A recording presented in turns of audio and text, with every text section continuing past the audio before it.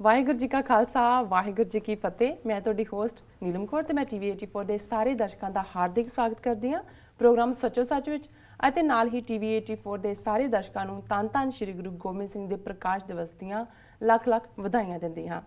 ਤੇ ਇਸ ਨਾਲ ਮੇਰੇ ਨਾਲ ਡਾਕਟਰ ਅਮਰਜੀਤ ਸਿੰਘ ਬੈਠੇ ਹੋਏ ਨੇ। ਆਓ ਨਾਲ ਮਿਲ ਕੇ ਪ੍ਰੋਗਰਾਮ ਸ਼ੁਰੂ ਕਰਦੇ ਹਾਂ। ਜੀ ਡਾਕਟਰ ਸਾਹਿਬ, ਵੈਲਕਮ ਟੂ ਅਵਰ ਸ਼ੋ।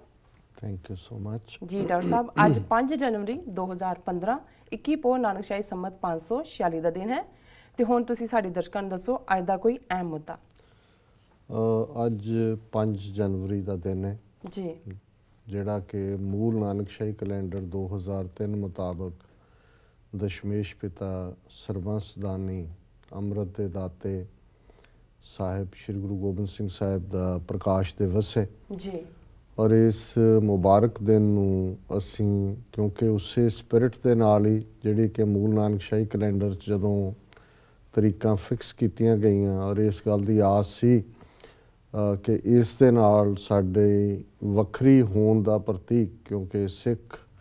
ਵਿਚਾਰਧਾਰਾ ਇੱਕ ਨਵੇਕਲੀ ਵਿਚਾਰਧਾਰਾ ਹੈ। ਗੁਰੂ ਨਾਨਕ ਸਾਹਿਬ ਦੇ ਪ੍ਰਕਾਸ਼ ਦੇ ਨਾਲ ਹੀ ਇਸ ਨਿਵੇਕਲੀ ਵਿਚਾਰਧਾਰਾ ਨੂੰ ਸਤਿਗੁਰੂ ਰਿਵੀਲ ਕਰਦੇ ਨੇ। 10 ਜਾਮਿਆਂ 'ਚ ਇਸ ਵਿਚਾਰਧਾਰਾ ਦਾ ਇੱਕ ਇੱਕ ਕਦਮ ਇਨਸਾਨੀ ਸੱਭਿਅਤਾ, ਇਨਸਾਨੀ ਜ਼ਬਾਨ, ਇੱਕ ਸਾਂਝੇ ਗ੍ਰੰਥ ਔਰ ਮਨੁੱਖਤਾ ਦੀ ਪੀੜ ਨੂੰ ਆਪਣੇ ਵਿੱਚ ਸਮੋ ਕੇ 1469 ਗੁਰੂ ਨਾਨਕ ਸਾਹਿਬ ਦੇ ਪ੍ਰਕਾਸ਼ ਤੋਂ ਲੈ ਕੇ 1699 ਤੱਕ ਦਾ ਸਫ਼ਰ ਅਸੀਂ ਅਕਸਰ ਜ਼ਿਕਰ ਕਰਦੇ ਹਾਂ ਜੀ। ਲਗਭਗ 230 ਸਾਲ ਦਾ। ਔਰ 1666 ਈਸਵੀ 'ਚ 10ਵੇਂ ਪਾਤਸ਼ਾਹ ਪਟਨਾ ਸਾਹਿਬ ਵਿਖੇ ਪ੍ਰਕਾਸ਼ਮਾਨ ਹੁੰਦੇ ਨੇ। ਔਰ ਇਹ ਸਾਰਾ ਹੀ ਬੇਸ਼ੱਕ ਜਦੋਂ ਭਾਈ ਗੁਰਦਾਸ ਜੀ ਨੇ ਇਹ ਯਾਦ ਕਰਵਾਇਆ ਸੀ ਕਿ ਜੋਤ ਓਹਾ ਜੁਗਤ ਸਾਏ ਸਹਿ ਕਾਇਆ ਫੇਰ ਪਲਟੀ ਹੈ। ਬਾਣੀ ਦੇ ਵਿੱਚ ਵੀ ਅਸੀਂ ਇਸ ਪਾਰਟ ਨੂੰ ਦੇਖਦੇ ਹਾਂ ਕਿ ਇਹ ਗੁਰਬਾਣੀ ਦੀ ਕੋਟ ਹੈ ਜਿਹੜੀ ਮੈਂ ਕਹੀ ਹੈ। ਔਰ ਜਦੋਂ ਅਸੀਂ ਭਾਈ ਗੁਰਦਾਸ ਜੀ ਨੇ 5ਵੇਂ ਪਾਤਸ਼ਾਹ ਤੋਂ 6ਵੇਂ ਪਾਤਸ਼ਾਹ ਤੱਕ ਦਾ ਸਫ਼ਰ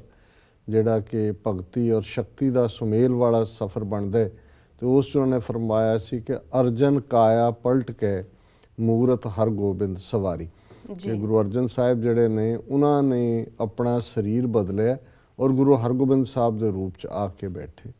ਸੋ 10ਵੇਂ ਪਾਤਸ਼ਾਹ ਦਾ ਪਟਨਾ ਸਾਹਿਬ 'ਚ ਪ੍ਰਕਾਸ਼ਮਾਨ ਹੋਣਾ, ਜਦੋਂ ਅਸੀਂ ਉਹਨਾਂ ਦੇ ਬਚਪਨ ਦੇ ਚੋਜ ਦੇਖਦੇ ਹਾਂ ਅਤੇ ਫਿਰ ਕਿਵੇਂ ਇਹ ਨਿਰਾਲਾ ਪੰਥ ਹੈ, ਨਵੇਕਲਾ ਪੰਥ ਹੈ, ਇਸ ਦੀ ਹੋਂਦ ਕਿਵੇਂ ਉਸ ਧਰਤੀ ਦੇ ਖਿੱਤੇ 'ਤੇ 2 ਸਕੂਲ ਆਫ ਥਾਟਸ ਉਹਨਾਂ ਦੇ ਬਰਾਬਰ ਇੱਕ ਤੀਸਰਾ ਸਕੂਲ ਆਫ ਥਾਟ ਹੈ, ਪਰ ਜਿਹੜਾ ਦੋਨਾਂ ਨੂੰ ਕੋਈ ਨਫ਼ਰਤ ਨਹੀਂ ਕਰਦਾ, ਕੋਈ ਦੁਰਕਾਰਦਾ ਨਹੀਂ ਹੈ। ਔਰ ਸਾਡੇ ਇਤਿਹਾਸਕਾਰਾਂ ਨੇ ਉਹ ਵਾਕਿਆ ਸਾਂਭਿਆ ਹੋਇਆ ਹੈ ਕਿ ਕਿਵੇਂ ਕੁੜਹਾਮ ਦਾ ਰਹਿਣ ਵਾਲਾ ਪੀਰ ਭੀਖਨ ਸ਼ਾਹ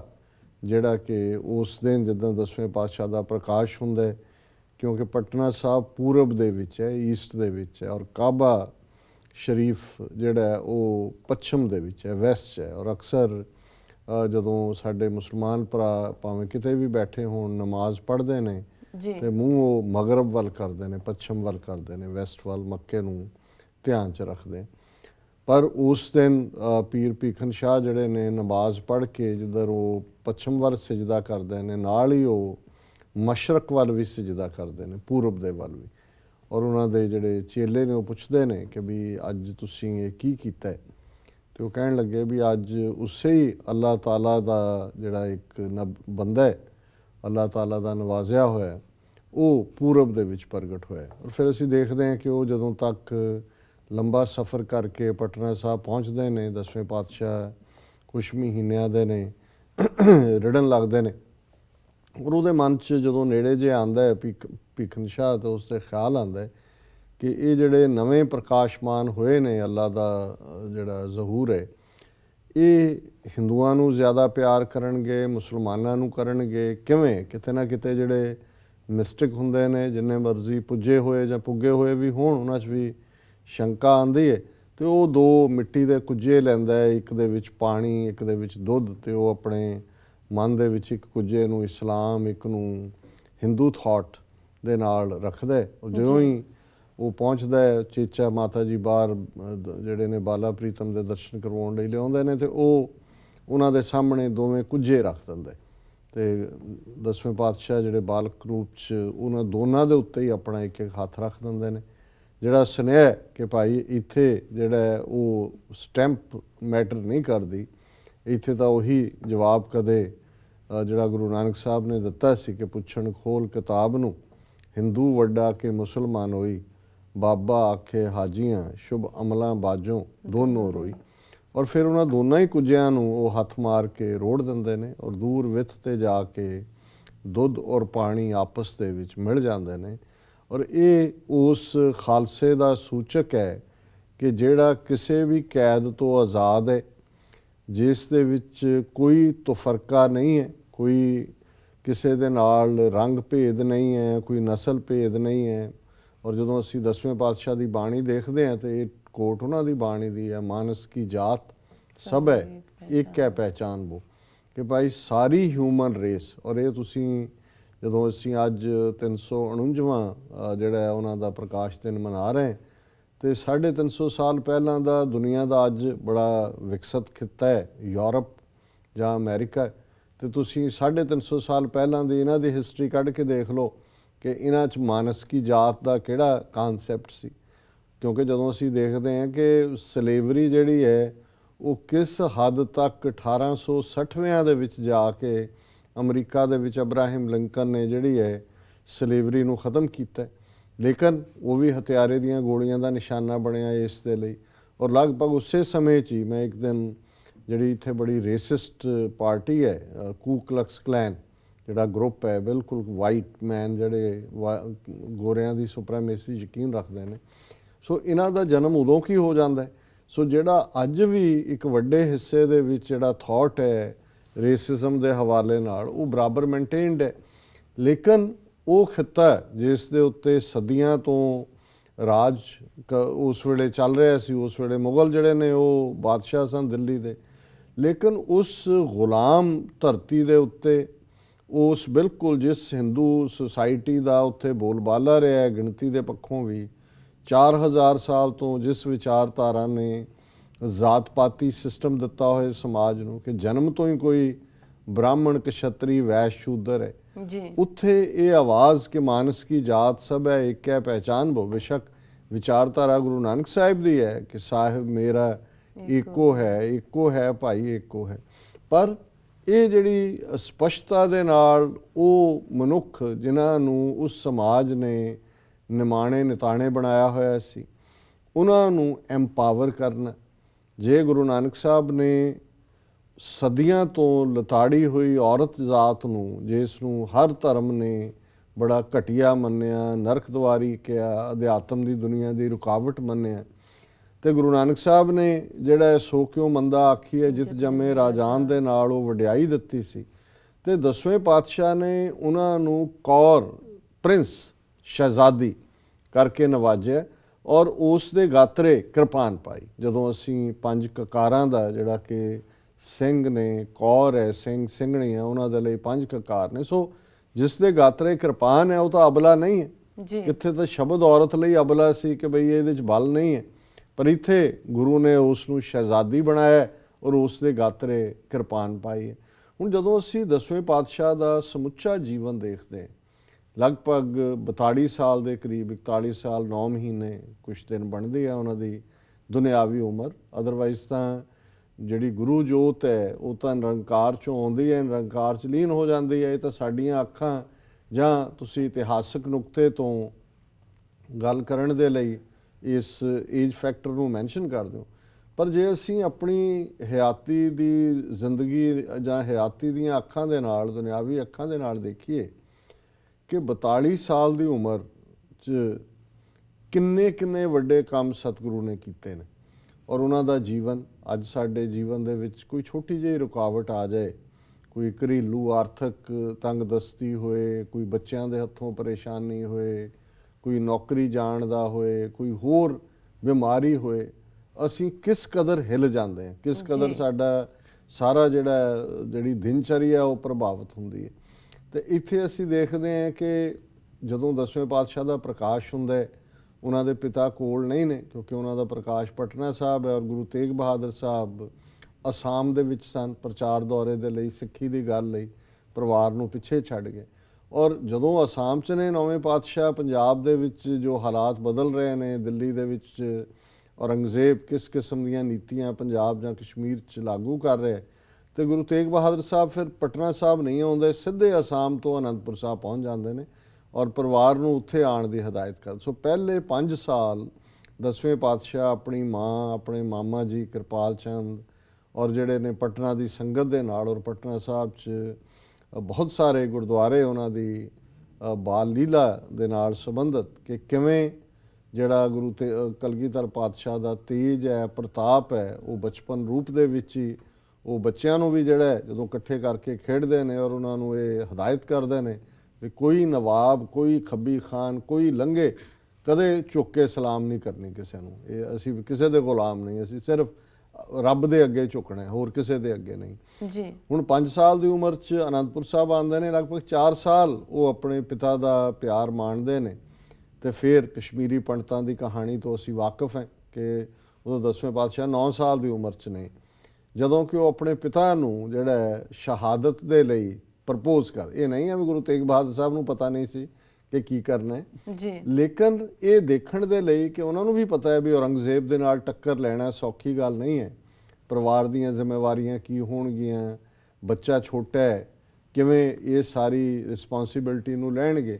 ਲੇਕਿਨ ਇਸ ਤੋਂ ਅਸੀਂ ਦੇਖਦੇ ਹਾਂ ਕਿ 9 ਸਾਲ ਦੀ ਉਮਰ ਔਰ ਦਸਵੇਂ ਪਾਤਸ਼ਾਹ, ਔਰ ਤੁਸੀਂ ਉਸ ਵੇਲੇ ਦਾ ਮਾਹੌਲ ਦੇਖੋ,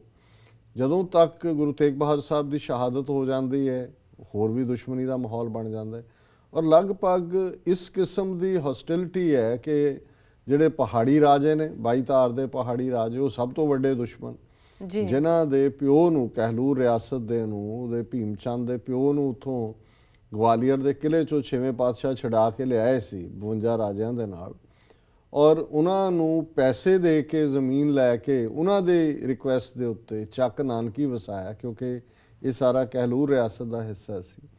ਔਰ ਕਿਸ ਕਦਰ ਉਹਨਾਂ ਨੂੰ ਗੁਰੂ ਘਰ ਦੀ ਚੜ੍ਹਤ ਚੁੱਭਦੀ ਹੈ, ਔਰ ਉਹ ਈਵਨ ਉਸ ਅਨੰਦਪੁਰ ਨੂੰ ਵਾਪਸ ਜਿਹੜਾ ਆਪਣੇ ਕਹਿਲੂਰ ਦਾ ਹਿੱਸਾ ਬਣਾਉਣਾ ਚਾਹੁੰਦੇ ਨੇ, ਔਰ ਲਗਭਗ ਉਸ ਹੌਸਟਿਲਿਟੀ ਜਾਂ ਦੁਸ਼ਮਣੀ ਦੇ ਵਿੱਚ ਇੱਕ ਸਟੇਜ ਉਹ ਆਉਂਦੀ ਹੈ ਕਿ ਦਸਵੇਂ ਪਾਤਸ਼ਾਹ ਜਿਹੜਾ ਅਨੰਦਪੁਰ ਸਾਹਿਬ ਛੱਡ ਕੇ ਰਾਜਾ ਮੇਦਨੀ ਪ੍ਰਕਾਸ਼ ਜਿਹੜਾ ਉਸ ਨਾਨ ਦਾ ਰਾਜਾ ਹੈ ਉਸ ਦੇ ਕੋਲ ਚਲੇ ਜਾਂਦੇ ਨੇ। ਉੱਥੇ ਲਗਭਗ 2.5 ਸਾਲ ਜਮਨਾ ਦੇ ਕੰਢੇ ਪੌਂਟਾ ਸਾਹਿਬ ਦਾ ਵਸਾਣਾ, 52 ਕਵੀਆਂ ਦੀ ਗੱਲ ਕਿ, ਔਰ ਉਦੋਂ ਗੁਰੂ ਸਾਹਿਬ ਦੀ ਉਮਰ 18-19 ਸਾਲ ਦੀ ਹੈ। ਹੁਣ ਇਹਦੇ ਬਾਵਜੂਦ ਕਿ ਅਨੰਦਪੁਰ ਸਾਹਿਬ ਤੋਂ ਗਏ ਹੋ, ਲੇਕਿਨ ਉਹ ਜਿਹੜੀ ਇਹਨਾਂ ਪਹਾੜੀ ਰਾਜਿਆਂ ਦੀ ਜਿਹੜੇ ਅਗੇਨ ਜਦੋਂ ਅੱਜ ਅਸੀਂ ਬ੍ਰਾਹਮਣਵਾਦ ਦੇ ਚੈਲੰਜ ਦੀ ਗੱਲ ਕਰਦੇ ਹਾਂ, ਇਹੀ ਤਾਕਤਾਂ ਨੇ ਜੀ। ਬਹੁਤ ਵਾਰੀ ਅਸੀਂ ਹਿਸਟਰੀ ਨੂੰ ਕਦੇ ਉਸ ਨੁਕਤੇ ਤੋਂ ਸਮਝਣ ਦੀ ਕੋਸ਼ਿਸ਼ ਨਹੀਂ ਕਰਦੇ ਕਿ ਦੁਸ਼ਮਣ ਜਿਹੜਾ ਹੈ ਉਸ ਦਾ ਨਾਂ ਬਦਲ ਜਾਂਦਾ ਹੈ,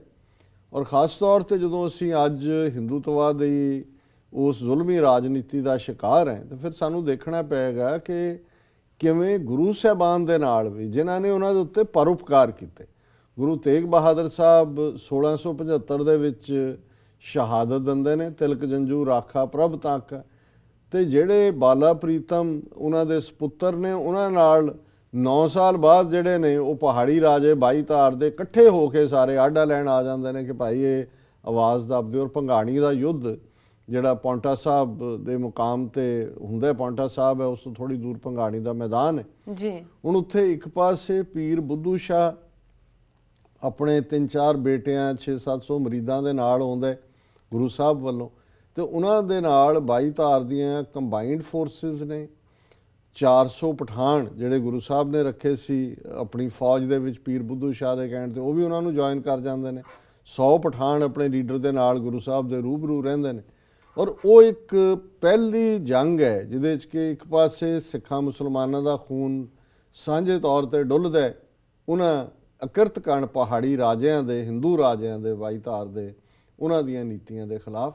ਔਰ ਫਿਰ ਅਸੀਂ ਉੱਥੋਂ ਗੁਰੂ ਸਾਹਿਬ ਦਾ ਜੇ ਜੰਗਾਂ ਦਾ ਸਫ਼ਰ ਸ਼ੁਰੂ ਕਰੀਏ ਤੇ ਲਗਭਗ 19 ਸਾਲ ਦੀ ਉਮਰ ਤੋਂ ਲੈ ਕੇ ਤੇ ਅਖੀਰਲਾ ਘੇਰਾ ਜਿਹੜਾ 1704 ਦੇ ਵਿੱਚ ਪੈਂਦਾ ਅਨੰਦਪੁਰ ਸਾਹਿਬ ਦਾ, ਇਸ ਪੀਰੀਅਡ ਦੇ ਵਿੱਚ ਛੋਟੇ ਵੱਡੀਆਂ ਮਿਲਾ ਕੇ ਲਗਭਗ 14 ਦੇ ਕਰੀਬ ਜੰਗਾਂ ਨੇ, ਲੜਾਈਆਂ ਨੇ, ਔਰ ਜਿਹਦੇ 'ਚ ਜ਼ਿਆਦਾ 11 ਜਾਂ 12 ਜਿਹੜੀਆਂ ਨੇ ਉਹ 22 ਧਾਰ ਦੇ ਪਹਾੜੀ ਰਾਜੇ ਹੀ ਉਹਦੇ 'ਚ ਸਿੱਧੇ ਤੌਰ ਤੇ ਜ਼ਿੰਮੇਵਾਰ ਨੇ। ਔਰ ਫਿਰ ਉਹਨਾਂ ਦਾ ਜੇ ਅਸੀਂ ਸਾਹਿਤਕ ਗੱਲ ਪੌਂਟਾ ਸਾਹਿਬ ਦੇ ਹਵਾਲੇ ਨਾਲ ਕੀਤੀ ਹੈ ਕਿ ਕਿੱਥੇ ਇੱਕ ਪਾਸੇ ਚਾਰ ਚੁਫੇਰਾ ਦੁਸ਼ਮਣੀ ਦਾ, ਉਹ ਮਸੰਦ ਹੋਣ, ਉਹ ਮੀਣੇ ਹੋਣ, ਪ੍ਰਿਥੀ ਚੰਦ ਦੀ ਔਲਾਦ, ਉਹ ਧੀਰ ਮਲੀਏ ਹੋਣ, ਉਹ ਰਾਮ ਰਾਈਏ ਹੋਣ, ਇਹ ਸਾਰੇ ਨੇ 22 ਤਾਰ ਦੇ ਪਹਾੜੀ ਰਾਜੇ, ਤੇ ਆਮ ਸਾਹਮਣੇ ਉਹ ਲੋਕ ਨੇ ਜਿਨ੍ਹਾਂ ਦਾ ਵਿਸ਼ਵਾਸ ਹੈ ਗੁਰੂ ਦੇ ਉੱਤੇ, ਪਿਆਰ ਹੈ। ਪਰ ਇੰਨੇ ਖਤਰਿਆਂ ਦੇ ਸਾਹਮਣੇ ਵੀ ਦਸਵੇਂ ਪਾਤਸ਼ਾਹ ਦਾ ਕਿਵੇਂ ਜਿਹੜਾ ਉਸ ਸਾਹਿਤ ਦੀ ਦੁਨੀਆ ਦੇ ਵਿੱਚ, ਜਦੋਂ ਅਸੀਂ 52 ਕਵੀਆਂ ਦੀ ਗੱਲ ਕਰਦੇ ਹਾਂ, ਕਿਸ ਕਿਸਮ ਦਾ ਸਾਹਿਤ ਰਚਿਆ ਜਾਂਦਾ, ਉਸ ਵੇਲੇ ਦੇ ਜਿਹੜੇ ਉਸ ਖਿੱਤੇ ਦੇ ਸਕਾਲਰ ਨੇ ਉਹ ਸਮਝਦੇ ਨੇ ਕਿ ਪੌਂਟਾ ਸਾਹਿਬ ਔਰ ਬਾਅਦ 'ਚ ਅਨੰਦਪੁਰ ਸਾਹਿਬ ਜਾਂ 9-10 ਮਹੀਨੇ ਜੇ ਤਖਤ ਸ੍ਰੀ ਦਮਦਮਾ ਸਾਹਿਬ ਰਹੇ ਦਸਵੇਂ ਪਾਤਸ਼ਾਹ, ਤੇ ਉਹ ਵੀ ਹਰ ਥਾਂ ਜਿਹੜਾ ਉਹ ਇੱਕ ਇੰਟੈਲੈਕਟ ਦਾ, ਇੱਕ ਬੌਧਿਕਤਾ ਦਾ ਇੱਕ ਪੂਰਾ ਅਖਾੜਾ ਬਣ ਜਾਂਦਾ।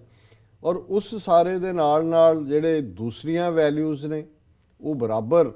ਮੇਨਟੇਨ ਰੱਖੀਆਂ ਹੋਈਆਂ। ਅਨੰਦਪੁਰ ਸਾਹਿਬ ਜਿਹੜਾ ਉਹ ਜਿਵੇਂ ਭਾਈ ਸਾਹਿਬ, ਭਾਈ ਵੀਰ ਸਿੰਘ, ਪ੍ਰੋਫੈਸਰ ਪੂਰਨ ਸਿੰਘ ਜਦੋਂ ਬਿਆਨ ਕਰਦੇ ਨੇ, ਇੱਕ ਇੱਕ ਚੈਪਟਰ ਤੁਸੀਂ ਉਸ ਅਨੰਦਪੁਰ ਦਾ ਜਿਹੜਾ ਸੱਚਮੁੱਚ, ਬੇਸ਼ੱਕ ਨਾਂ ਉਹਦਾ ਚੱਕ ਨਾਨਕੀ ਸੀ, ਗੁਰੂ ਤੇਗ ਬਹਾਦਰ ਸਾਹਿਬ ਨੇ ਆਪਣੀ ਮਾਂ ਨਾਨਕੀ ਦੇ ਨਾਂ ਤੇ ਰੱਖਿਆ ਸੀ, ਪਰ ਉਹ ਇਸ ਕਦਰ ਸਿਟੀ ਆਫ ਬਲਿਸ ਬਣ ਜਾਂਦੀ ਹੈ ਕਿ ਉੱਥੇ ਜੋ ਆਉਂਦਾ, ਜੇ ਸੈਯਦ ਖਾਨ ਉਸ ਨੂੰ ਭੇਜਿਆ ਜਾਂਦਾ ਹੈ ਬਾਰ-ਬਾਰ ਪਹਾੜੀ ਰਾਜਿਆਂ ਦੀ ਰਿਕੁਐਸਟ ਦੇ ਉੱਤੇ, ਜਿਹੜਾ ਕਿ ਆ ਕੇ ਗੁਰੂ ਦਾ ਮੁਰੀਦ ਹੋ ਜਾਂਦਾ ਹੈ। ਉਹ ਆਇਆ ਤੇ ਸੈਨਾਪਤੀ ਬਣ ਕੇ ਸੈਦ ਖਾਨ ਜੀ, ਔਰ ਉਹ ਗੁਰੂ ਦਾ ਸਿੱਖ ਹੋ ਕੇ ਜਿਹੜਾ ਹੈ ਉਹ ਆਪਣਾ ਜੀਵਨ ਗੁਜ਼ਾਰਦੇ। ਭਾਈ ਨੰਦ ਲਾਲ ਜਿਹੜੇ ਇਸ ਕਦਰ ਵਿਦਵਾਨ ਨੇ, ਜੇ ਉਹਨਾਂ ਨੂੰ ਔਰੰਗਜ਼ੇਬ ਦੇ ਦਰਬਾਰ 'ਚੋਂ ਜਿਹੜਾ ਉਹ ਢੋਈ ਨਹੀਂ ਮਿਲਦੀ ਹੈ ਔਰ ਉਹ ਆਉਂਦੇ ਨੇ, ਤਾਂ ਫਿਰ ਕਿਉਂ ਜਿਹਾ ਭਾਈ ਨੰਦ ਲਾਲ ਨੇ ਆ ਕੇ ਕਲਾਮ ਰਚਿਆ, ਕਿਉਂ ਜਿਹੀ ਉਹਨਾਂ ਦੀ ਰਚਨਾ। ਤੇ ਫਿਰ ਉਸੇ ਹੀ ਅਨੰਦਪੁਰ ਸਿਟੀ ਆਫ ਬਲਿਸ 'ਚ ਅਸੀਂ ਭਾਈ ਕਨ੍ਹਈਆ ਦੇਖਦੇ ਕਿ ਜਿਹੜੇ ਸੱਜਣ ਔਰ ਦੁਸ਼ਮਣ ਸਭ ਨੂੰ ਪਾਣੀ ਦੀ ਮਸ਼ਕ ਲੈ ਕੇ ਪਾਣੀ ਪਿਆ ਰਹੇ ਨੇ। ਜੇ ਸਿੱਖ ਸ਼ਿਕਾਇਤ ਕਰਦੇ ਨੇ ਤੇ ਦਸਵੇਂ ਪਾਤਸ਼ਾਹ ਇੱਕ ਮਲਮ ਦੀ ਡੱਬੀ ਵੀ ਉਹਨਾਂ ਨੂੰ ਦਿੰਦੇ ਨੇ ਕਿ ਭਾਈ ਸਾਹਿਬ, ਜਿੱਥੇ ਤੁਸੀਂ ਦੁਸ਼ਮਣਾਂ ਨੂੰ ਪਾਣੀ ਪਿਆਉਂਦੇ ਹੋ ਉੱਥੇ ਉਹਨਾਂ ਦੇ ਜ਼ਖਮਾਂ ਤੇ ਮਲਮ ਵੀ ਲਾਇਆ ਕਰੋ। ਹੁਣ ਇੱਕ ਪਾਸੇ ਇਹ ਨਿਰਵੈਰਤਾ ਹੈ, ਜੇ ਤੀਰ ਹੈ, ਹਰ ਤੀਰ ਨਾਲ 1.25 ਤੋਲਾ ਸੋਨਾ ਲੱਗਾ ਹੋਇਆ ਕਿ ਭਾਈ ਜੇ ਇਸ ਤੀਰ ਦੇ ਨਾਲ ਕੋਈ ਮਰ ਜਾਏਗਾ ਦੁਸ਼ਮਣ ਦਾ ਤੇ ਉਹ ਆਪਣੇ ਕਫਨ ਦਾ ਪ੍ਰਬੰਧ ਕਰ ਸਕਦਾ ਹੈ, ਜੇ ਕੋਈ ਜ਼ਖਮੀ ਹੁੰਦਾ ਉਹ ਆਪਣਾ ਇਲਾਜ ਕਰਾ ਸਕਦਾ। ਔਰ ਇਹ ਸਾਰੇ ਹੀ, ਔਰ ਭਾਈ ਬਚਿੱਤਰ ਸਿੰਘ ਉਹਨਾਂ ਦੀ ਨਾਗਣੀ, ਜੇ ਮਸਤ ਹਾਥੀ ਨੇ, ਹੰਕਾਰੇ ਹੋਏ ਪਹਾੜੀ ਰਾਜੇ ਸਮਝਦੇ ਨੇ ਕਿ ਭਾਈ ਇਹ ਕੀ ਹੈ, ਸਾਡਾ ਹਾਥੀ ਜਾਏਗਾ, ਲੋਹੇ ਦਾ ਦਰਵਾਜ਼ਾ ਭੰਨੇਗਾ, ਉਹਨੂੰ ਪਿੱਛੇ ਫੌਜ ਜਿਹੜੀ ਐਂਟਰ ਕਰੇਗੀ, ਅਸੀਂ ਲੁੱਟਾਂਗੇ, ਕਤਲੇਆਮ ਕਰਾਂਗੇ। ਤੇ ਇੱਕ ਸਿੱਖ ਜਿਹੜਾ ਹੈ ਗੁਰੂ ਦਾ ਥਾਪੜਾ ਲੈ ਕੇ, ਭਾਈ ਬਚਿੱਤਰ ਸਿੰਘ ਹੱਥ 'ਚ ਨਾਗਣੀ ਬਰਛਾ ਲੈ ਕੇ ਉਸ ਮਸਤ ਹਾਥੀ ਦਾ ਮੂੰਹ ਪੁਆ ਕੇ ਰੱਖ ਦਿੰਦੇ। ਹੁਣ ਇਹ ਸਾਰੇ ਹੀ ਜਿਹੜੇ ਕੌਤਕ ਨੇ, ਜਾਂ ਜਿਨ੍ਹਾਂ ਨੂੰ ਤੁਸੀਂ ਮਿਰੇਕਲਸ ਕਹਿ ਸਕਦੇ ਹੋ, ਕਰਾਮਾਤ, ਹੋਰ ਕੀ ਹੁੰਦੀ ਹੈ? ਇਹ ਕਰਾਮਾਤ ਹੀ ਹੈ ਕਿ ਜਿਨ੍ਹਾਂ ਨੂੰ ਸਮਾਜ ਨੇ ਦੁਰਕਾਰਿਆ ਹੋਇਆ ਸੀ। ਉੱਥੇ ਗੁਰੂ ਕਲਗੀਧਰ ਪਾਤਸ਼ਾਹ ਦਾ ਫਰਮਾਨ ਕਿ ਚਿੜੀਆਂ ਸੇ ਮੈਂ ਬਾਜ ਤੁੜਾऊं ਤਬੈ ਗੋਬਿੰਦ ਸਿੰਘ ਨਾਮ ਕਹਾऊं। ਔਰ ਮੈਨੂੰ ਕਿਉਂਕਿ ਮੈਂ ਜਦੋਂ ਅੱਜ ਜ਼ਿਕਰ ਕਰ ਰਹੇ ਹਾਂ, ਮੇਰੇ ਸਾਹਮਣੇ ਇੱਕ ਪੁਰਾਣੀ ਨਾਨਕ ਚੰਦ ਨਾਜ਼, ਇੱਕ ਬੜੇ ਵੱਡੇ ਉਰਦੂ ਦੇ ਸ਼ਾਇਰ ਹੋਏ, ਉਹਨਾਂ ਨੇ ਕੁਛ ਜ਼ਫਰਨਾਮੇ ਦਾ, ਕੁਛ ਜਿਹੜਾ ਫਤਿਹਨਾਮਾ ਹੈ, ਇੱਕ ਹੋਰ ਉਹਨਾਂ ਦੀ ਲਿਖਤ ਦਸਵੇਂ ਪਾਤਸ਼ਾਹ ਦੀ ਉਸ ਪੀਰੀਅਡ ਦੀ ਜਿਹੜੀ ਹੈ, ਉਸ ਦੇ ਜਿਹੜਾ ਉਹਨਾਂ ਨੇ ਜਦੋਂ ਟਰਾਂਸਲੇਟ ਕੀਤਾ ਉਸ ਪੀਰੀਅਡ ਨੂੰ, ਇਹ ਦੱਸਦੇ ਹੈ ਕਿ ਅੰਮ੍ਰਿਤ ਛਕਾਣ ਦੀ ਕੀ ਕਲਾ ਸੀ। ਔਰ ਉਹਨਾਂ ਨੇ ਪਹਿਲਾਂ ਜ਼ਫਰਨਾਮੇ ਦਾ ਸ਼ੇਅਰ ਕੋਟ ਕੀਤਾ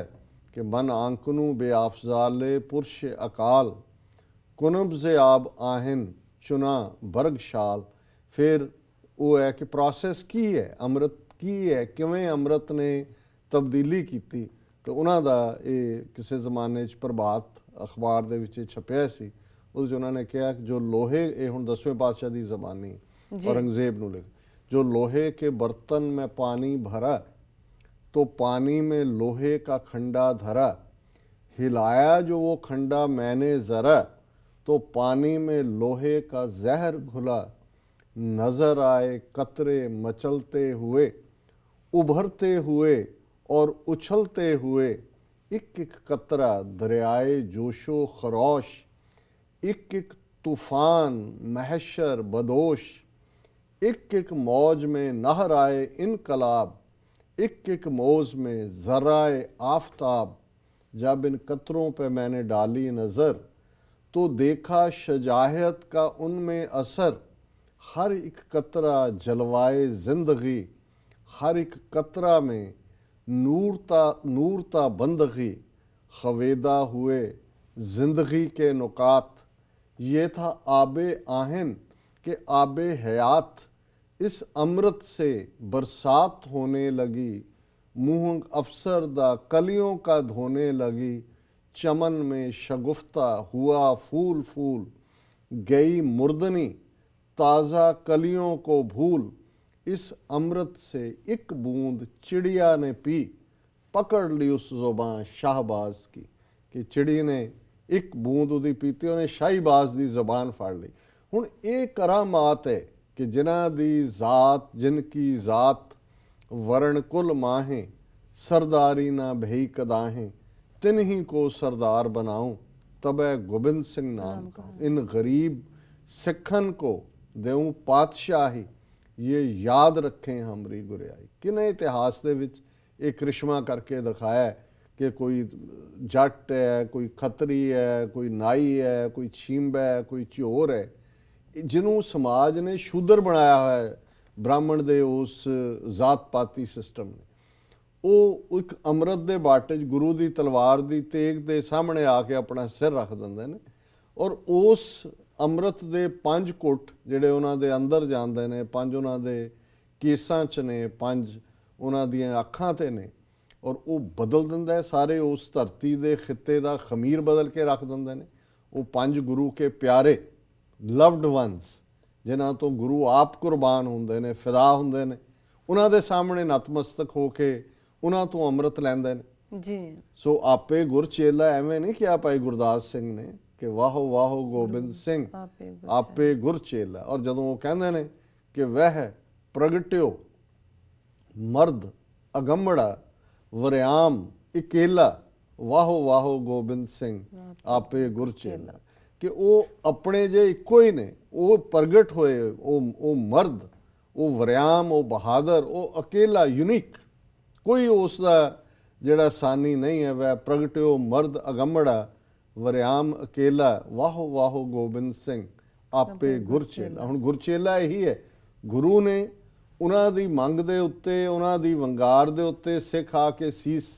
उन्हां दी तलवार दी धार ते रखदे ने, ते फिर उन्हां नूं प्यारे बना के अपने गल नाल लाउंदे ने, ते फिर उन्हां दे सामने खलो के चेला बन जांदे ने कि मैनूं अमृत दी दात दिओ जी। ते फिर सरबंसदानी गुरु दे कौतक, उन्हां दे साहिबजादे, उन्हां दे माता जी और हज़ारां सिख और वो प्यारे किवें जूझे, उस दा जिक्र असीं पिछले हफ्तियां दे विच कीते। और ये सारा पार्ट, और जिहड़ी जदों असीं डिफाइंस की गल करते हैं, जे अज भी सिख दे विच जे डिफाइंस है, तो ये गुरु कलगीधर पातशाह ने जे अपना सरबंस कुर्बान किया, चमकौर की गढ़ी हमेशा साडे सामने रहिंदी है। पर इस सब के बावजूद वो सारे सफ़र चों निकलते ने। दीना कांगड़ जिहड़ा जिस थां ते गुरु साहब ने जफरनामा जित की चिट्ठी लिखी, और औरंगजेब नूं वंगारदे ने कि भी तू समझदा है भी तू मेरे बच्चे मार के तू मेरा मनोबल डेग दिता है। ये नहीं है, मैं अजे भी जिहड़ा भुजंगी खालसा है वो कायम है, और मैं इसका जिहड़ा तेरे नाल हिसाब बराबर करांगा, तेरे राज दी साफे खालसा वलेटेगा जी। हुण ये जिहड़ी डिफाइंस है, और फिर कुछ महीनों दे विच ही जिहड़ा खिदराणे दी ढाब जिन्हों अज असीं मुक्तसर साहब करके याद करते हैं, उत्थे 10वें पातशाह जिहड़े ने मुगल फौज नूं डिफीट करते हैं। सो ये जिहड़े सारे ही उन्हां दे जिहड़े जदों असीं उन्हां दा समुच्चा जीवन देखते हैं, तो उस दा कोई भी हिस्सा ऐसा नहीं है जे कन्फ्रंटेशन बादशाह ने की है, तो जे बहादुर शाह उहदा लड़का जिहड़ा डिप्लोमेसी दे लई हत्थ अगे वधाउंदा है, तो उहदे नाल डिप्लोमैटिक चैनल भी खोलते हैं, उहदी मदद भी करते हैं, उन्होंने मौका भी दिंदे ने कि भाई तू जिहड़ा जो तेरे प्यो ने कीतियां ने करतूतां उन्हां नूं ठीक कर जी। ते जे वो जिहड़ा उहनूं टालाफाई करदा है, टालम टोल करदा है, तो फिर किवें गुरु ग्रंथ गुरु पंथ दा यूनीक कानसैप्ट गुरु ग्रंथ साहिब नूं गुरता गुरु पंथ दे कानसैप्ट नूं एस्टैबलिश करदे हैं। बाबा बंदा सिंह बहादुर जिहड़े ने वो बहादुर दा उन्हां नूं टाइटल दिंदे ने, 5 तीर नगारा निशान साहब और 5 सिखां दी कौंसल दे के पंजाब वाल रवाना करते हैं। ਔਰ ਕਿਸ ਕਦਰ ਫਿਰ ਉਹਨਾਂ ਨੇ ਆ ਕੇ ਹੇਠਲੀ ਉੱਤੇ ਲਿਆਂਦੀ, ਉਹ ਵੀ ਅਸੀਂ ਆਲਰੇਡੀ ਡਿਸਕਸ ਕੀਤੇ। ਸੋ ਮੈਂ ਸਮਝਦਾ ਵੀ ਅੱਜ ਜਦੋਂ ਅਸੀਂ 10ਵੇਂ ਪਾਤਸ਼ਾਹ ਦਾ ਪ੍ਰਕਾਸ਼ ਪੁਰਬ ਮਨਾ ਰਹੇ ਤੇ ਫਿਰ ਆਪਣੇ ਪਿਤਾ ਸਰਬੰਸਦਾਨੀ ਗੁਰੂ ਗੋਬਿੰਦ ਸਿੰਘ ਸਾਹਿਬ ਦੀ ਉਸ ਸਮੁੱਚੀ ਜੀਵਨੀ ਚੋਂ ਘੱਟੋ ਘੱਟ ਗੁਰੂ ਨੇ ਸਾਨੂੰ ਆਪਣੇ ਬਿੰਦੀ ਪੁੱਤਰ ਕੁਰਬਾਨ ਕਰਕੇ, ਆਪਣੇ ਬਾਇਓਲੋਜੀਕਲ ਸਨਸ ਕੁਰਬਾਨ ਕਰਕੇ, ਨਾਦੀ ਪੁੱਤਰ ਸ਼ਬਦ ਤੋਂ ਪੈਦਾ ਹੋਇਆ ਪੁੱਤਰ ਖਾਲਸਾ, ਇਹ ਜਿਹੜਾ ਹੈ ਉਹ ਵਰਦਾਨ ਦਿੱਤਾ ਹੈ। ਗੁਰੂ ਸਾਹਿਬ ਨੇ ਫਰਮਾਇਆ ਸੀ, ਖਾਲਸਾ ਮੇਰੋ ਸਤਿਗੁਰ ਪੂਰਾ, ਖਾਲਸਾ ਮੇਰੋ ਸੱਜਣ ਸੂਰਾ, ਖਾਲਸਾ ਮੇਰੀ ਜਾਨ ਕੀ ਜਾਨ, ਖਾਲਸਾ ਮੇਰੋ ਪ੍ਰਾਨ ਕੋ ਪ੍ਰਾਨ, ਖਾਲਸਾ ਮੇਰੋ ਮੈਂ ਖਾਲਸੇ ਕਾ ਓਤ ਪੋਤ ਸਾਗਰ ਬੁੰਦੇਰੋ। ਸੋ ਅਸੀਂ ਘੱਟੋ ਘੱਟ ਗੁਰੂ ਕੇ ਸਿੱਖ ਬਣੀਏ ਔਰ ਇਸ ਰਸਤੇ ਤੇ ਜਿਹੜਾ ਆਜ਼ਾਦੀ ਦਾ ਰਸਤਾ ਹੈ, ਖਾਲਸਾ ਬਾਦਸ਼ਾਹ ਜਾਂ ਬਾਗੀ, ਜਿਹੜਾ ਸੰਕਲਪ ਗੁਰੂ ਨੇ ਸਾਨੂੰ ਦਿੱਤਾ ਸੀ ਕਿ ਜਾਂ ਖਾਲਸਾ ਸੋਵਰਨ ਹੈ ਤੇ ਜਾਂ ਉਹ ਸੋਵਰਨਿਟੀ ਲਈ ਲੜ ਰਿਹਾ ਹੈ, ਇਸ ਨਿਸ਼ਾਨੇ ਨੂੰ ਪੱਲੇ ਬੰਨ੍ਹ ਕੇ ਖਾਲਸਾ 18ਵੀਂ ਸਦੀ 'ਚ ਵੀ ਜੂਝਿਆ ਤੇ ਅੱਜ ਵੀ ਪਿਛਲੇ 3 ਦਹਾਕਿਆਂ ਤੋਂ ਗੁਰੂ ਕਲਗੀਧਰ ਪਾਤਸ਼ਾਹ ਦੇ ਹਜ਼ਾਰਾਂ ਸਪੁੱਤਰ ਸਪੁੱਤਰੀਆਂ ਨੇ ਆਪਣੇ ਸਰੀਰਾਂ ਦੇ ਠੀਕਰੇ ਜ਼ਾਲਮ ਸਾਮਰਾਜ ਦੇ ਸਿਰ ਤੇ ਭੰਨੇ ਨੇ, ਤਾਂ ਕਿ ਉਸ ਧਰਤੀ ਦੇ ਉੱਤੇ ਖਾਲਸੇ ਦੀਆਂ ਚੌਂਕੀਆਂ, ਝੰਡੇ ਬੁੰਗੇ ਜੁਗੋ ਜੁਗ ਅਟਲ ਹੋ ਸਕਣ, ਖਾਲਸਾ ਆਪਣੀ ਕਿਸਮਤ ਆਪ ਘੜਨ ਦਾ ਹੱਕ ਹਾਸਲ ਕਰ ਸਕੇ, ਰਾਜ ਕਰੇਗਾ ਖਾਲਸਾ, ਇਸ ਸੰਕਲਪ ਨੂੰ ਲਾਗੂ ਕਰ ਸਕੇ। ਸੋ ਅਸੀਂ ਸਮੂਹ ਸਿੱਖ ਸੰਗਤਾਂ ਨੂੰ ਇਸ ਮੁਬਾਰਕ ਦਿਨ ਦੇ ਉੱਤੇ ਬਹੁਤ ਬਹੁਤ ਵਧਾਈ ਪੇਸ਼ ਕਰਦੇ ਹਾਂ। ਜੀ ਡਾਕਟਰ ਸਾਹਿਬ, ਤੁਹਾਡਾ ਬਹੁਤ ਬਹੁਤ ਧੰਨਵਾਦ। ਇਸ ਦੇ ਨਾਲ ਲੈਣੇ ਬ੍ਰੇਕ। ਵਿਊਅਰਸ ਤੁਸੀਂ ਸਾਡੇ ਨਾਲ ਇਸ ਤਰ੍ਹਾਂ ਬਣੇ ਰਹੋ, ਮਿਲਦੇ ਹਾਂ ਛੋਟੇ ਵਕਫੇ ਤੋਂ ਬਾਅਦ।